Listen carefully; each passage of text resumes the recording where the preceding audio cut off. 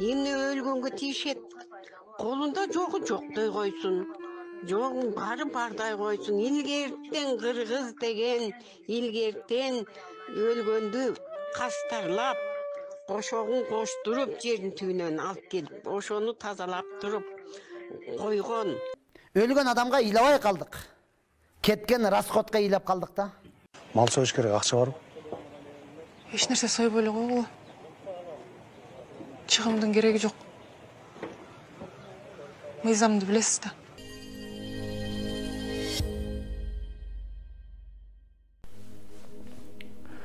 Assalamu alaikum, урматтуу кыргыз элим, урматтуу кыргызстандыктар.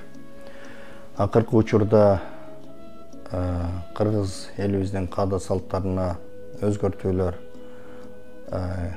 бир канча өзгөртүүлөр кирип жатканына байланыштуу кээ бирки одоно салттарыбыз бузулуп жаткан тараптарын карап туруп, чыдай албай мен силерге кайрылууну чечтим.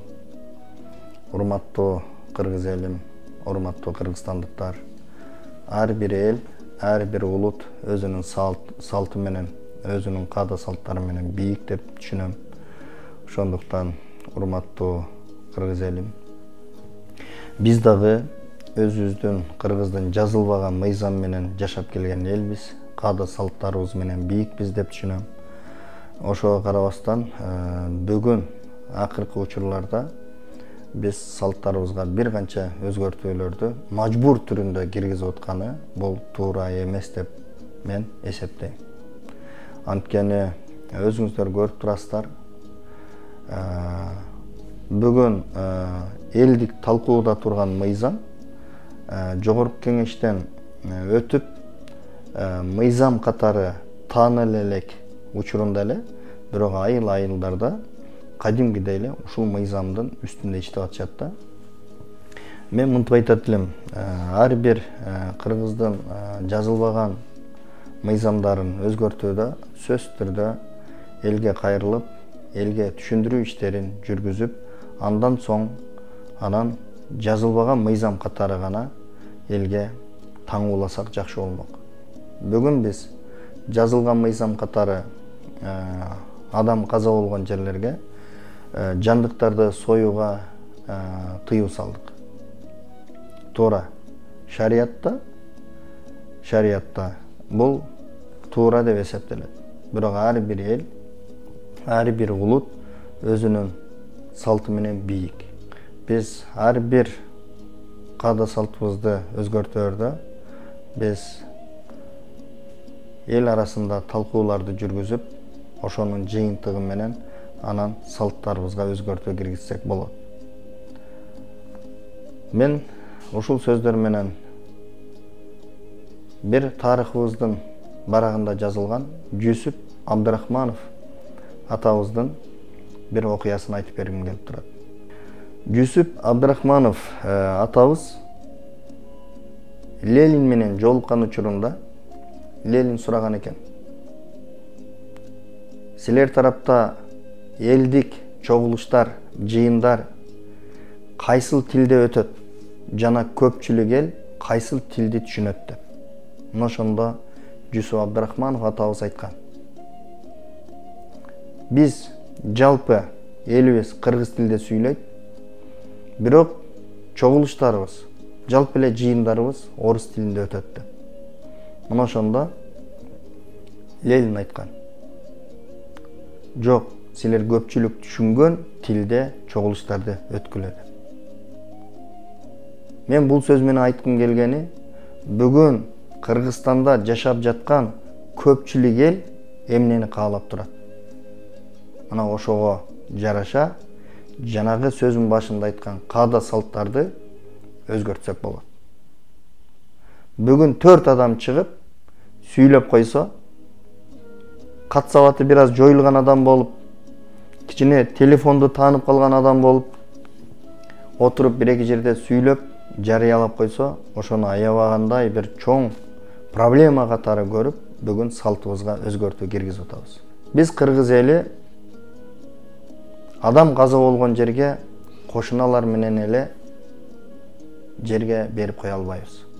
Биз сөзсүз түрдө Куда сөөк, тууган урук, ал жак бул жакты чакыртабыз. Мына алар алыскы жерлерден да жетип келишет. Мына ошолор келген учурунда алар бири ачка келет, бири жол жүрүп келет. Мына ошол учурда кыргызда жакшы сөз бар. Кур аякка бата жүрбөйт деген. Ошондуктан биз чоң сой иштейбизби, кичинекей сой иштейбизби? Бул согум, бул ошол жандыктарды союуда ошону бир аз эретке келтирүү үчүн элге кайрылышыбыз керек. Биздин мына Өзгөн районунда Кызылдыйкан айылында 2002 жылдан бери 2 койго уруксат берилген. Мына ушул туура жол. Мен ойлойм, такыр жок кылып таштагандан көрү 2 койго болсо да уруксат берүү бул туура жол деп эсептейм. Анан Каракулжада Алайкуу өрөөнү бар. Биз мындайча айтканда ошол жердин салтын өзүбүзгө кабыл алган болсок, алар дастарконго борсок, нан, башка эчтеке коюлбайт. Мына ошол менен зыйнатын өткөрүшөт. Биз бүгүн аша чаап баратабыз. Элдин калың катмарына түшүндүрүү иштерин жүргүзбөй туруп, бүгүн кайсыл жерде жандык союлса, адам каза болгон жерде, ал жерден участковыйын, айыл өкмөттүн, айыл башчысына чейин иштен алууга деп бир туура эмес жолду тандадык. Анан дагы жогорку кеңешке кайрылып кетейин. Жогорку кеңештеги депутаттар, урматтуу депутаттар, сиздер 150 000 сом штраф төлөсүн ошо каза болгон жерде жандык сойсо деген мыйзамды кабыл алганы турасыздар. Бул туура эмес. Анткени колунда бар адамдар көп. Бирөөсү 5 жылкыны союп, бирок 150 000 сомду төлөп коюшка кудурети жеткен үй бүлөлөр бар. Мына ошондой болгон учурда элди биз такыр бири-бири менен чабыштырып, ынтымакка чакырмак турсун, биз бири-бирибиз менен мындайча айтканда сүйлөшө албай кала турган учурду жаратабыз. Ошондуктан мен сунушум,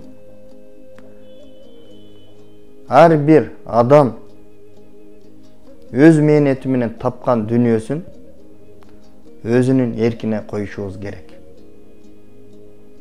Бүгүн биз тирүү туруп пайдаланбаган дүнүйөбүздү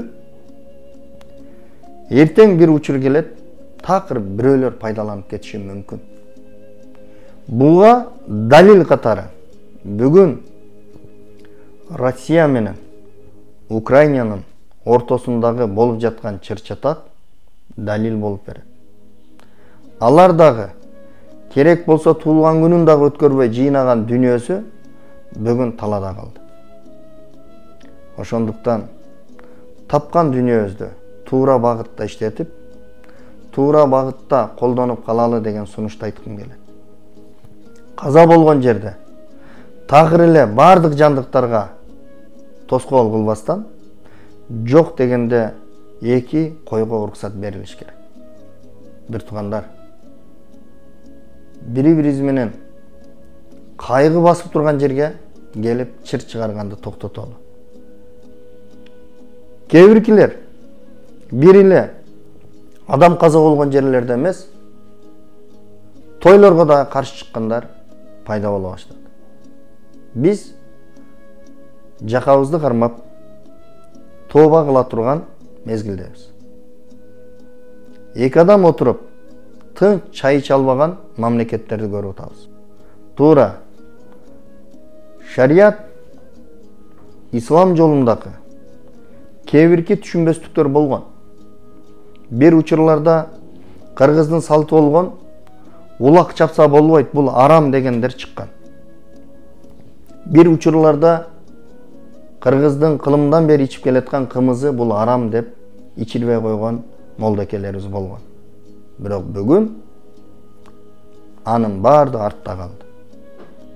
Анткени бүгүн ислам шариятын сүйлөп жаткан биздин бир туугандарыбыз бир канча китептерди окуп, бир аз болсо дагы илими ашып, бир аз болсо дагы илим жолун туура айта башташты.